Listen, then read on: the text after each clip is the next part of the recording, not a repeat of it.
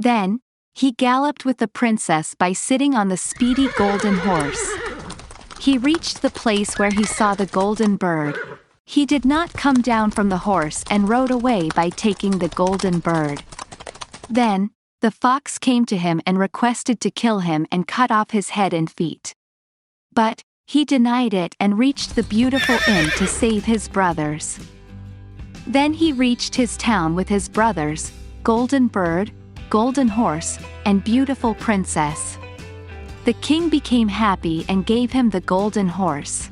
The young boy married the beautiful princess and lived happily ever after. The end. Thanks for watching this video. Please subscribe to our channel to get similar stories.